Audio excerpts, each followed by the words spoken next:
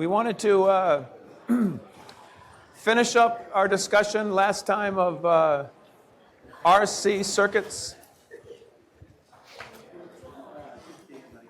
And so we had sort of talked about the RC circuit. Last time we were charging up the circuit. Now we're going to be discharging the circuit. And again, this is, this idea that we're just sort of treating the capacitor stuff that we talked about before, how the capacitor charges up a little bit more realistically and a little bit more quantitatively, where before it was much more qualitative.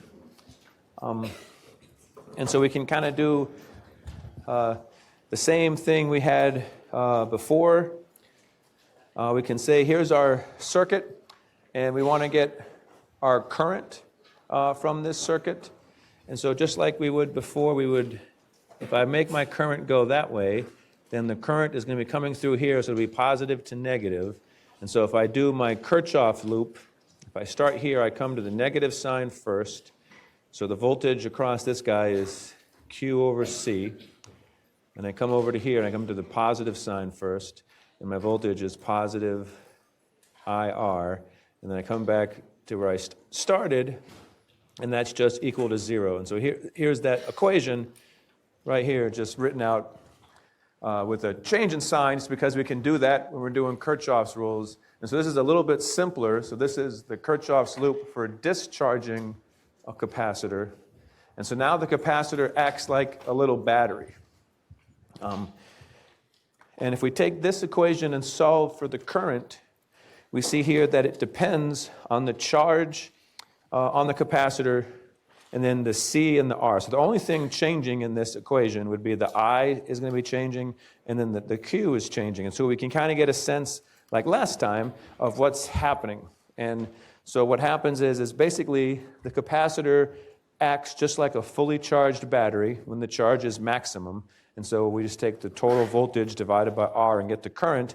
And as the capacitor discharges down to 0, we'll get rid of that, and the current will go down to 0. So as we talked about before, the capacitor in cases like this can act sort of like a battery, just that it doesn't have any mechanism to keep itself charged. And so it's going to send out that current, and that current is going to go do what it does. It could be lighting up a light bulb or whatever it might be, but it's just recalling the thing that it's sort of doing work on, the resistor. And the current will die out. And if we look at the equation for this one, so we talked about the equation for charging. The equation for discharging is right over here. And so it's Q of T equals Q max, and then this will be, again, the next exponential piece, T over RC. And so we had an equation like this from last time. It was a little bit more complicated. This one's a little bit nicer.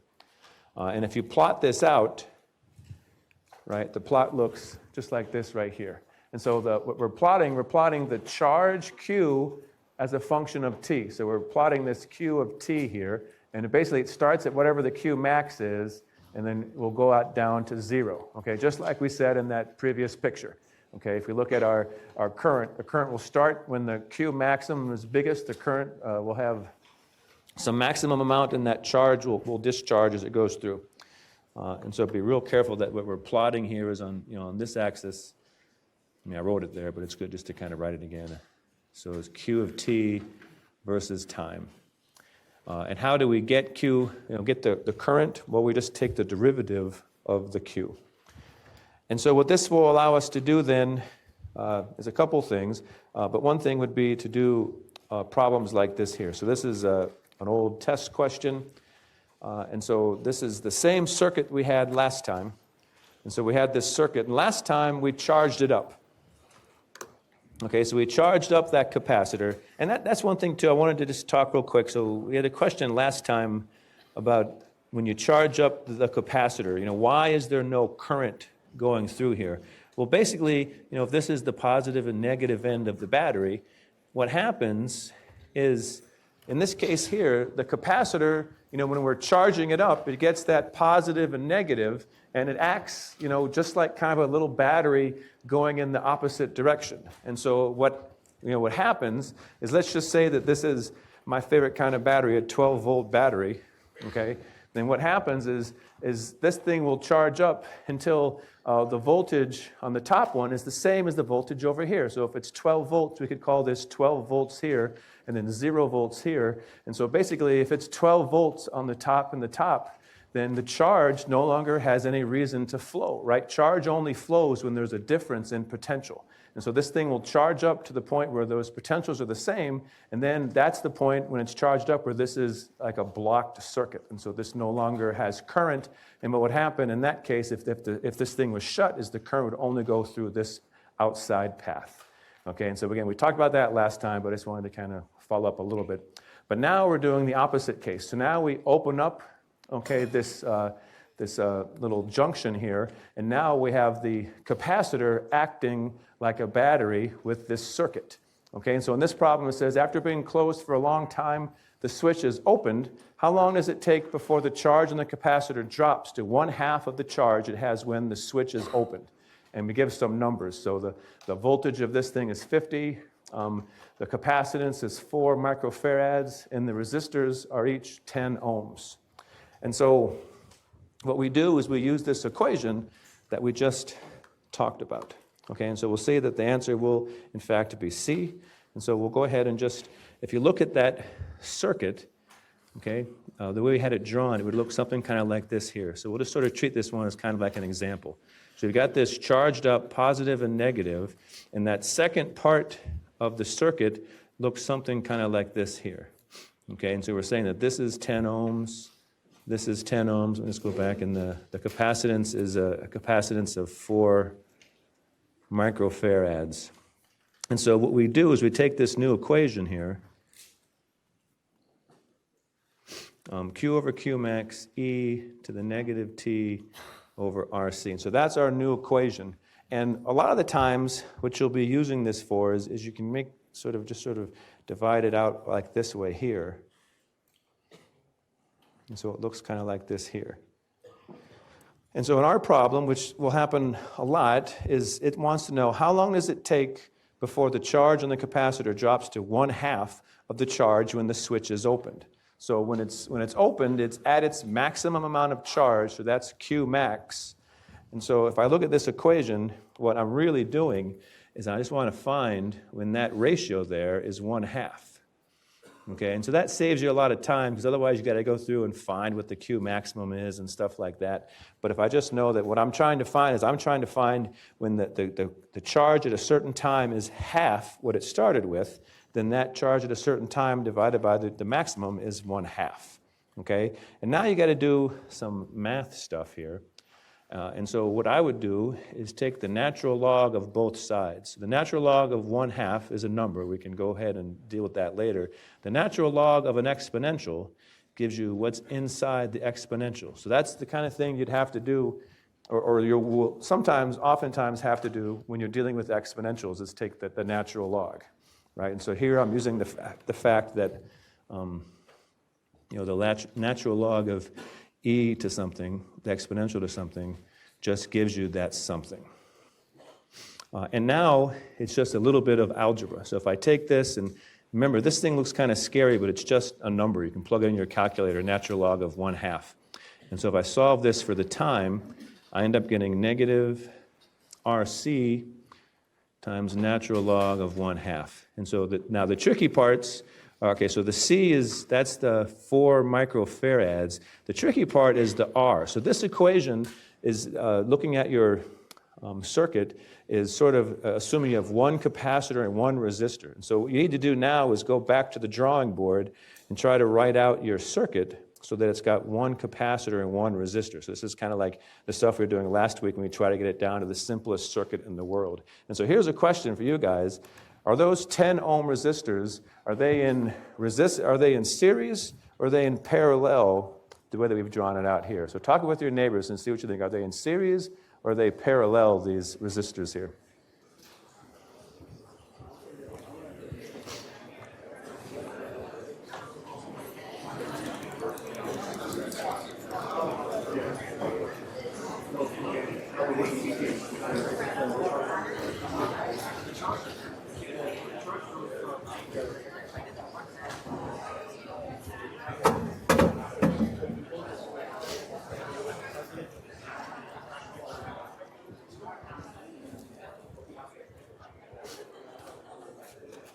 Okay, so what do we think? Who wants to be brave and tell us what these resistors are here? Anybody?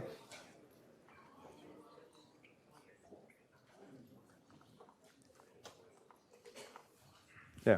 They're in series because they're just going through online. They're in series because they're just going through them together. Now, if you look at this, this is the thing that the book tries to do sometimes. I didn't do it on purpose, but if you look at them, they're parallel to each other, right? Just in the picture. But you got to be careful. Parallel means I can go from the bottom to the bottom, which I can do, but also from the top to the top. But I can't do that without hitting this capacitor. So they're not in parallel, and in fact, they're set up so that if I go through this one and keep going, I have to go through that one.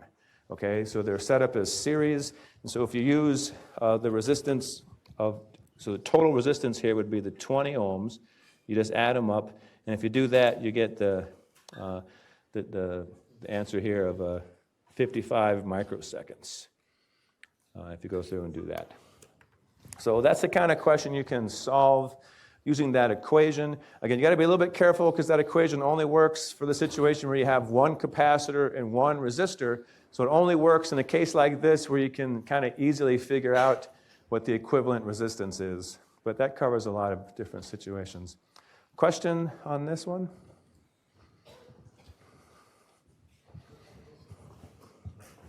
Yeah.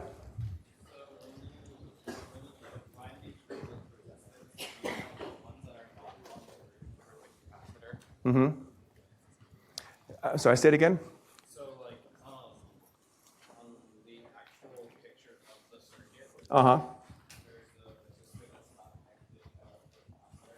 connected to Yeah, so that's a great question. So if you look back at the original picture over here, right? So in this problem, we're opening the switch.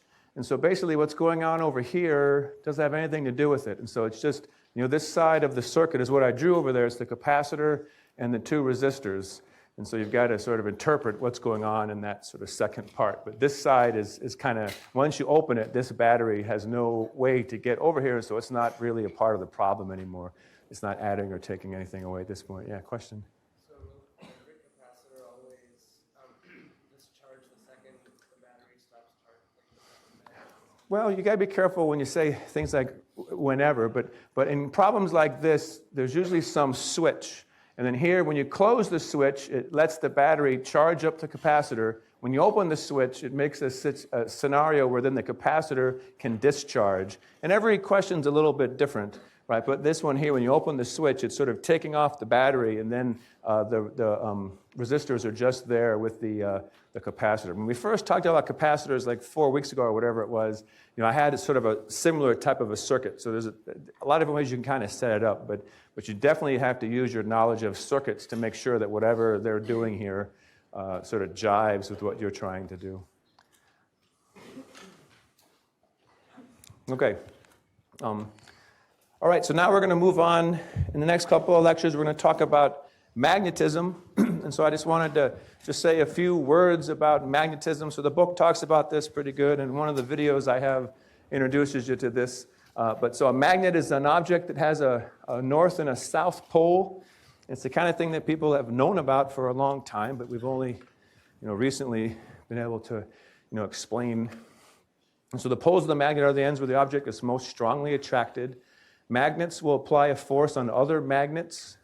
And here's a key thing. As far as we know right now, magnetic poles cannot be isolated. Okay?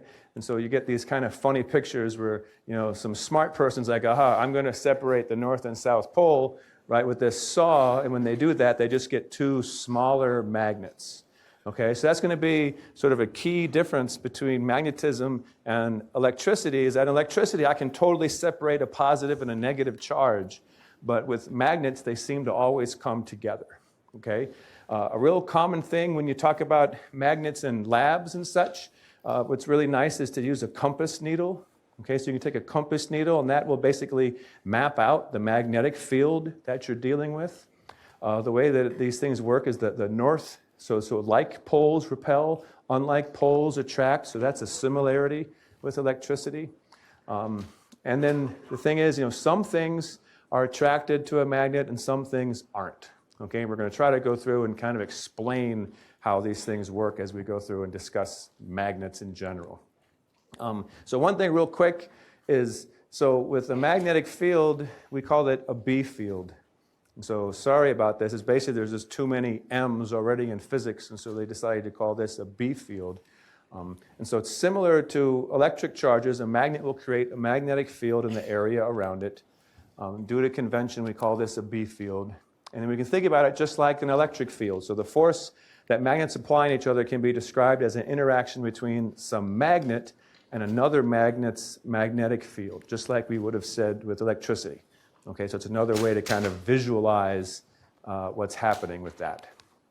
We'll also draw a lot of magnetic field lines, but we're going to find that these are a little more complicated to deal with, so we're going to spend more time talking about them, but they work kind of similarly. So the direction of the magnetic field is tangent to the magnetic field line at any point. And just like with electric field, the number of lines per area is proportional to the strength or magnitude of the magnetic field. All right, so there's some similarities and differences. And so here's just an example of, here's just a magnet north and south. And again, what we do to kind of map out these fields is we put a bunch of little compass needles. And so the compass needles map out what the magnetic field would look like. All right, and so your book has sort of similar pictures to this, but just to kind of show you that you can do that. And then here's the actual magnetic field lines for a magnet with north and south poles. And so this looks real similar to an electric dipole. And so you can think about this as a magnetic dipole if you want to, because there's the north and south. It's just that with magnetism, like we said, you can't separate out the north from the south.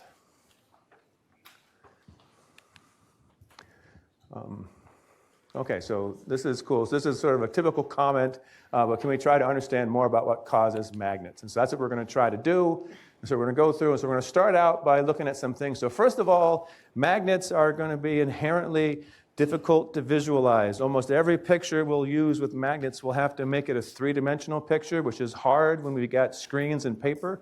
And so we're going to do a lot of this stuff. You know, the book does it occasionally, but with magnetism, it's going to be all over the place. And so the way that we describe this is sort of two different ways. So you can either have sort of an X or an X with a circle, and that means things going into the page. And it's kind of like you're looking at an arrow that maybe got hit into the wall, and you see, you know, the tail feathers of the arrow.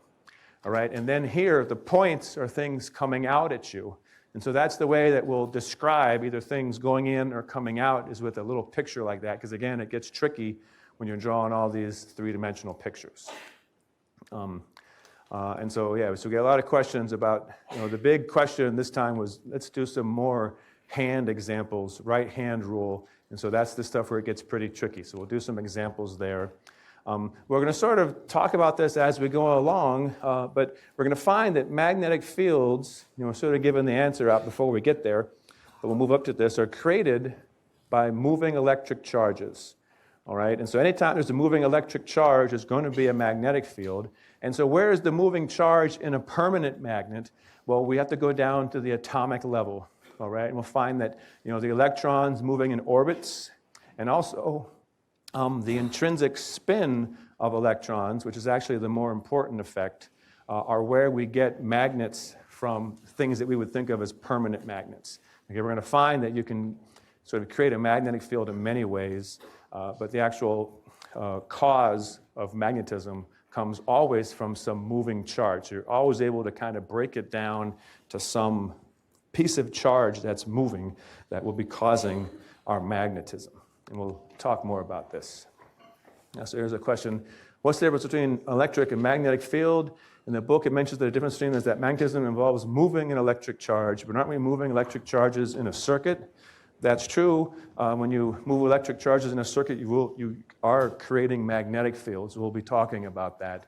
And so we're going to find that they're very intimately related, all right, electricity and magnetism. But electricity is something that if a charge is hanging out there, right, you feel the electric field from it no matter what. It has to be moving, okay, for us to notice magnetism. So there has to be some motion to it, which we'll, again, talk a lot about.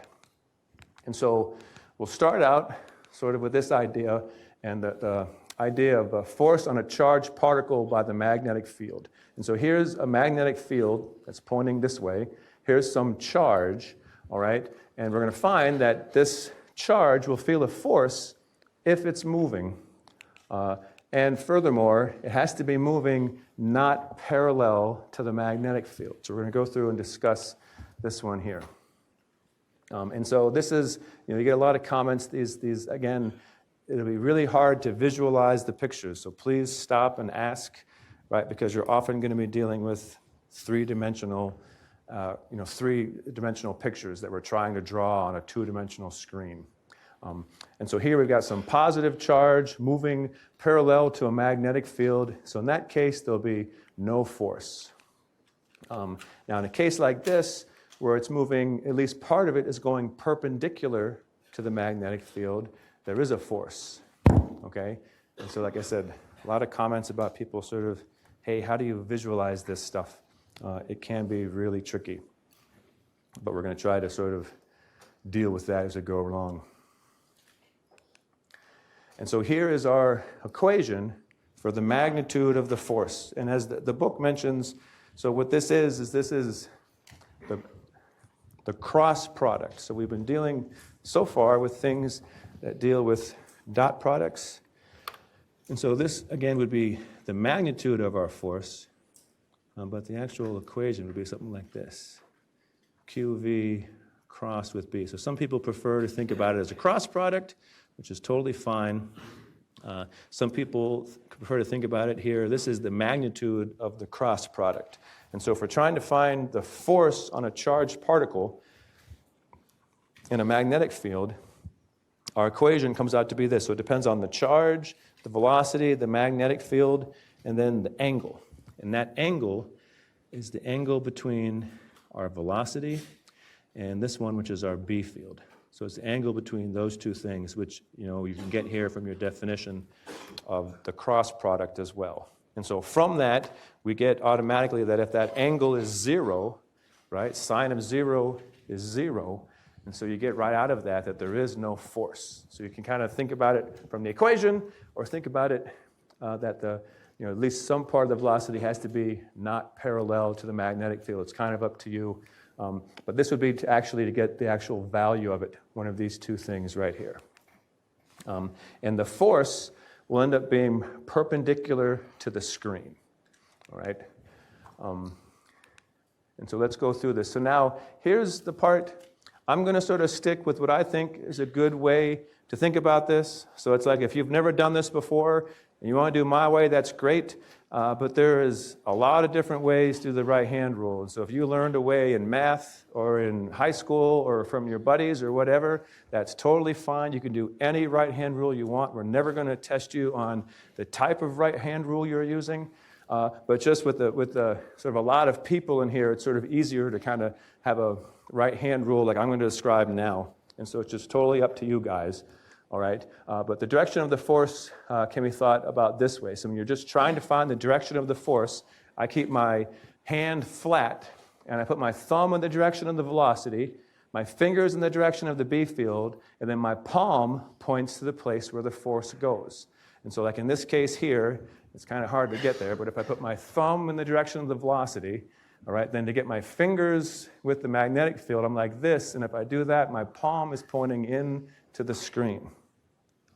And so the force goes into the page, okay?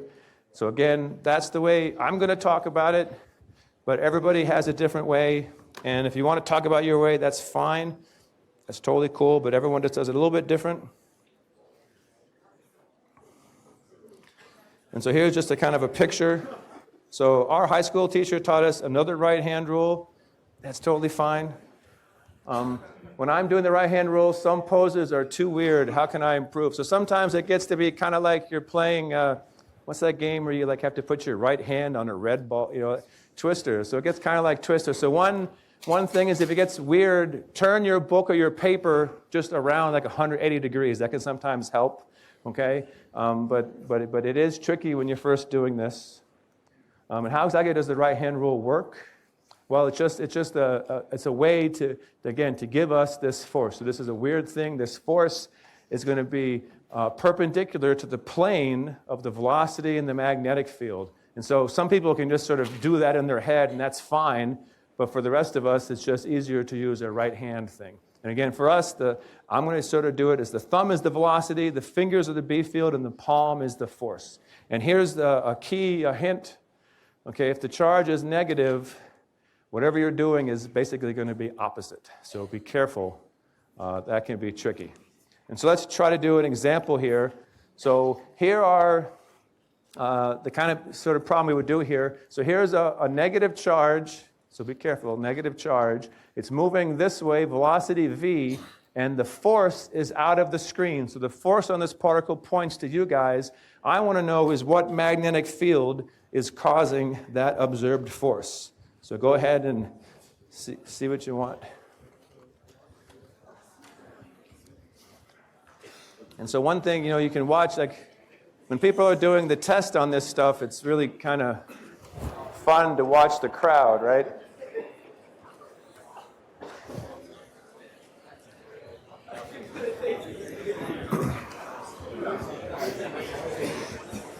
Okay, water please. Wait, what is negative? Oh,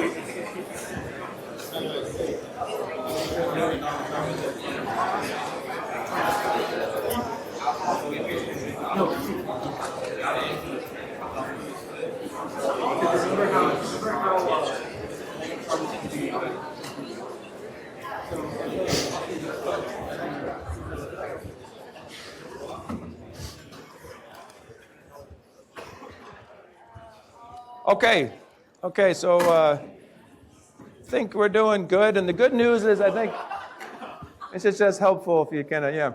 So the good news is most people are saying A or C, okay? So let's just say if someone picked A, what are they forgetting?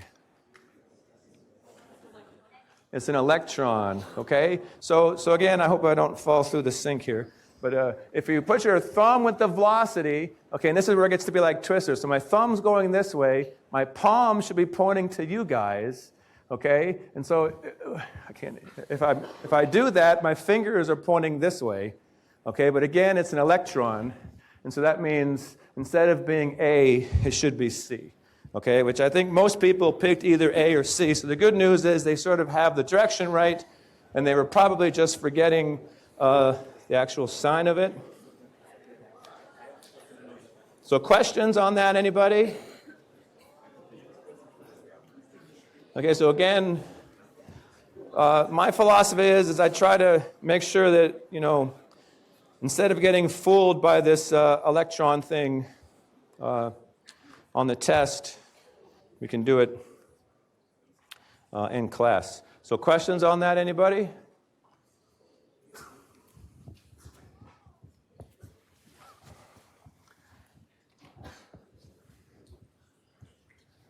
Okay, so now let's look at the one we had last night, which I think is a much harder one. This one here. So this one is sort of combining thoughts we had from last time, the electric force. Okay, so this electron is flying through a capacitor, which is going to have an electric force on it. And we want to know what magnetic field do I need in order to have these things balance out. So let's see what we can do here.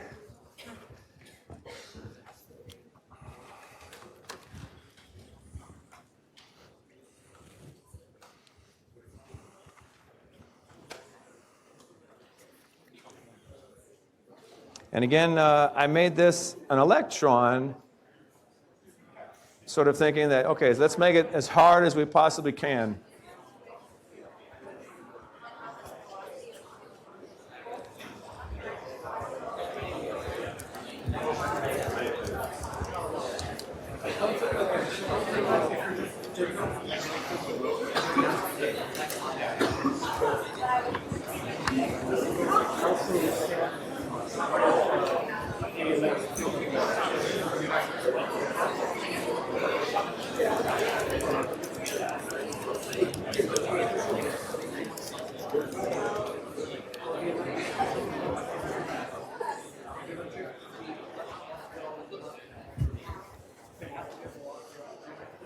Okay, so I think we're almost there. So let's talk about this real quick. So the electric field, so let's say that here's our particle here. Here's our electron, just for kicks, right there. And so which way is the electron going to feel a force? Well, the electron's going to feel a force up that way. So that's the force of the electric field, right? It's in between a capacitor. The electric field is going to be pointing down, which means the electric force on that negative charge will be pointing up, all right? And so that means we want our force of the magnetic field to be that way, right? So we want it to counteract the force of the electric field, because again, what we're trying to do is we're trying to get this electron to pass through without being deflected, okay? This is something that people will do sometimes to sort of select out different things they want. And so what do we want? Well, we want, again, this force to be going this way. And so let's just real quick sort of show where we are as a group collectively. So I think we're, okay, so E and, so I think kind of a similar thing. So we're sort of, it does work out that E is the right answer. And so let's look at this here, right? So let's look at this magnetic field E. All right, so again, if I take my flat hand, okay, and I have the velocity going this way, all right, my fingers point into the page, which means my palm points up.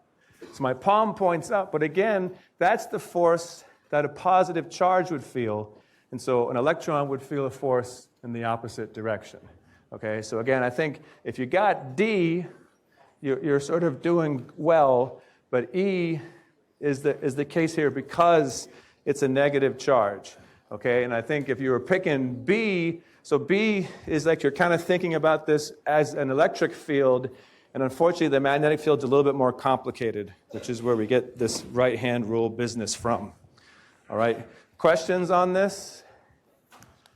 Yeah, question up here.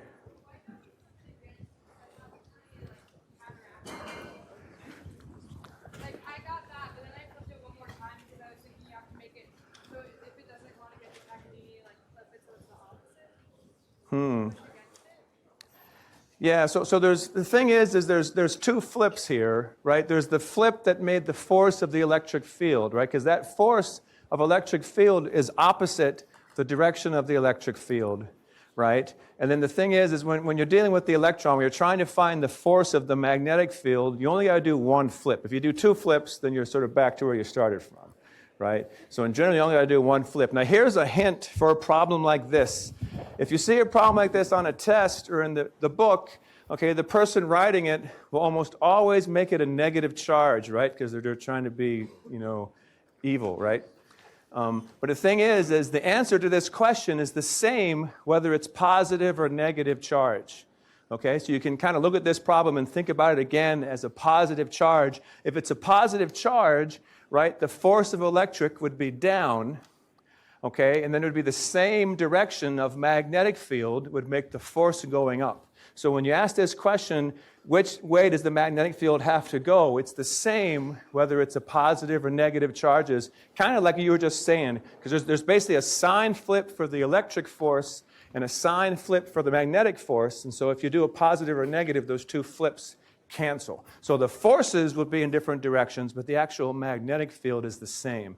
So if you see this on a test and you're kind of getting mixed up about the negative sign, do it for a positive sign and see if your magnetic field is the same, because it should be the same. Okay? So questions on that. But this stuff, especially when you're first going through it, is tricky.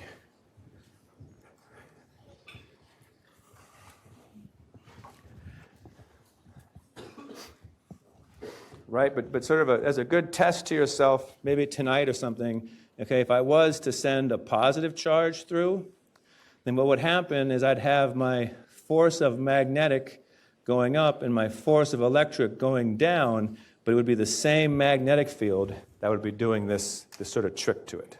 Okay? Now let's see if I can get this to work here.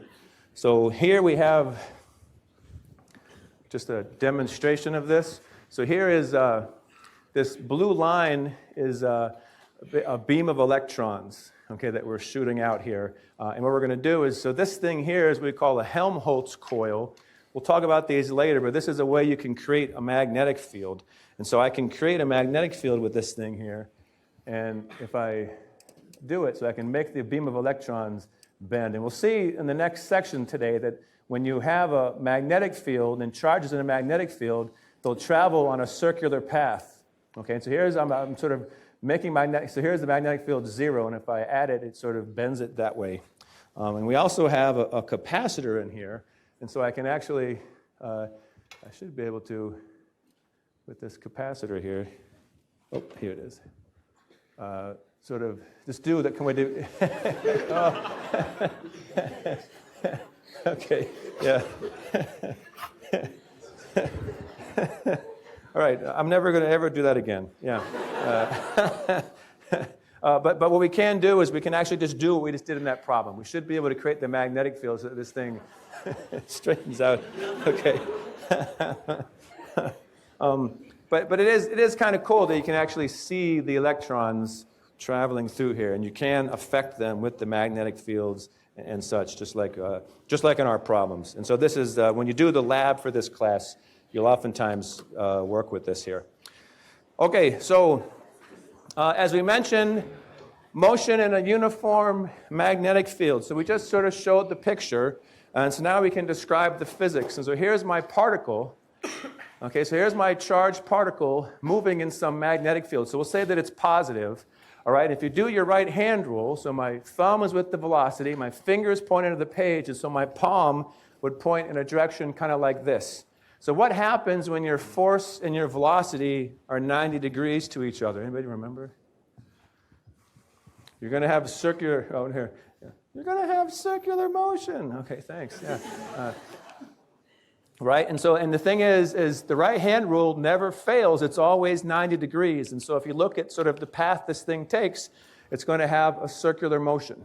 Okay, so it's uniform circular motion. You guys did this in 2A. A couple of things, that the magnetic field does no work.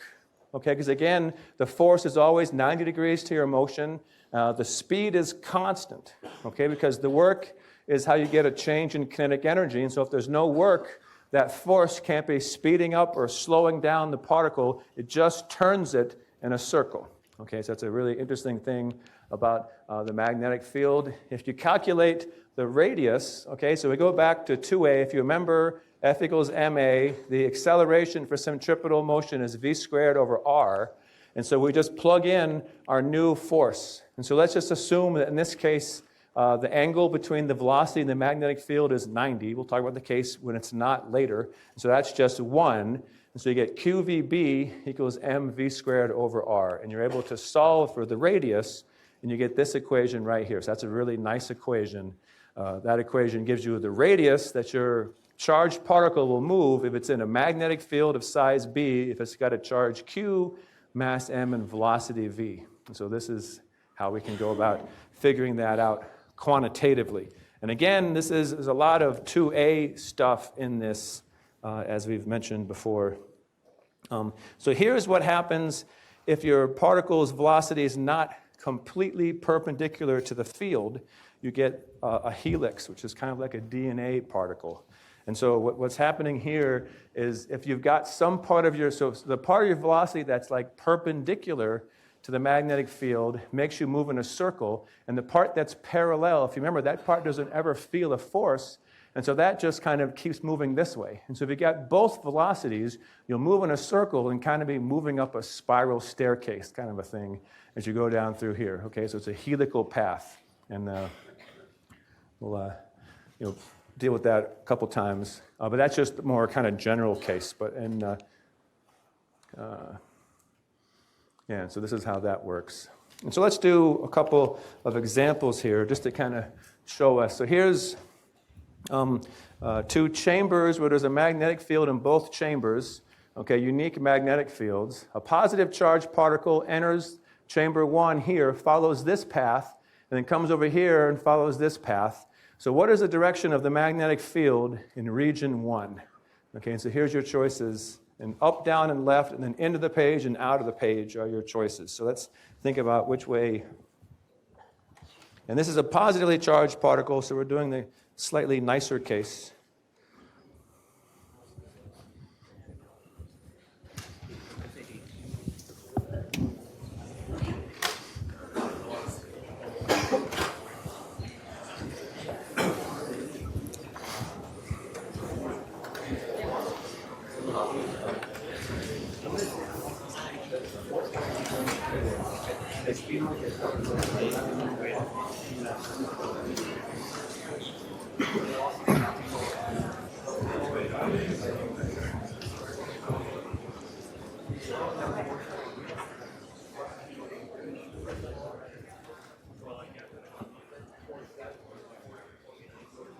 Okay, so let's talk about this one. So first of all, now, so again, this is one of those problems that definitely has a good part of 2A in it. And so if I just pick my point here, for instance, my velocity would be pointing something kind of like that, and my force would be pointing like that, right? Your force in circular motion is always pointing towards the center of the circle that you have in there, right? And so then again, if we do this here, so my thumb would be with the velocity. My palm points in the direction of the force. If I do thumb with velocity, palm is pointing this way. My fingers are coming out of the page, okay? And so that's how I would think about that one. Again, you might have your own way to think about that. But out of the page. Now, what about the other case? What do you guys think about the other case in region 2 there? Which way do you think the magnetic field would be pointing in that region? So again, I got my velocity here and my force there, right? And so if I do that, I get it going into the page. Does everyone agree with that?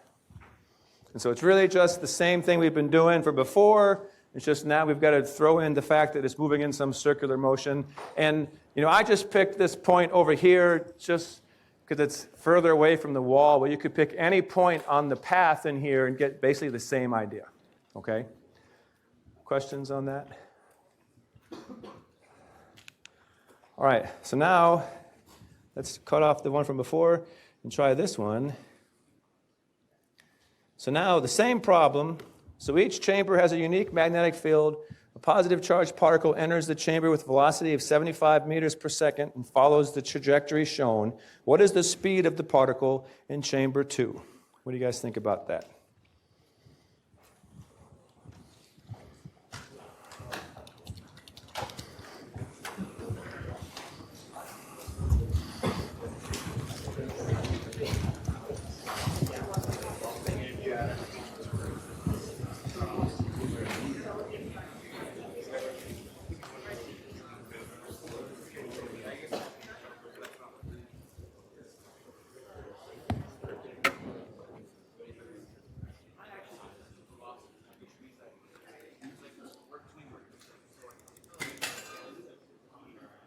Okay.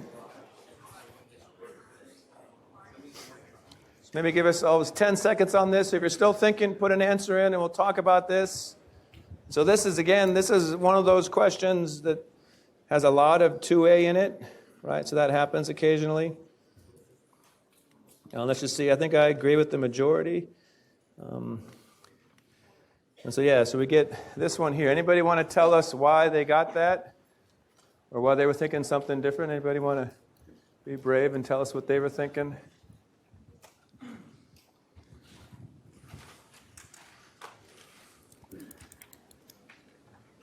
Yeah.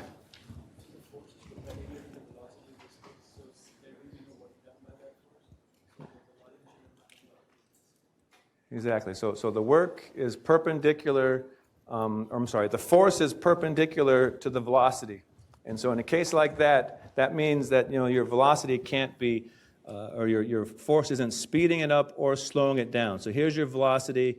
The force, that's a bad picture, but it should always be 90 degrees. Okay, your force is always 90 degrees. And so when your force is 90 degrees, it's kind of like the normal force was in a lot of cases in 2A class. Normal force is just kind of like there, but that force can't speed up the particle or slow it down. All it does is it serves to turn it and move it in a circle. Okay, and so it's always going to be the case that if it's just a B field, a uniform B field, a uniform magnetic field, it can't be speeding up or slowing down the particle. And so how come the other circle is so much bigger in this case here? Well, it's got to be different magnetic fields. Okay, so that the actual size of the magnetic field is going to be different. Okay, and if again, so we got that equation, R is equal to mv over qb. So it's the same particle, same mass, same velocity. So the B field, the actual size of it has to be what's different for that particular problem. Okay, so that's a tricky one, I think. Here's another example. We'll talk more about this stuff next time, or next time we talk about this. But suppose a current pointing up is applied in this picture. In which direction will the wire feel a force? So there's a magnetic field going into the page. There's current going up. Right, so current is going from the bottom to the top. Which way will the force on this current be pointed? So let's think about this one and see what we got.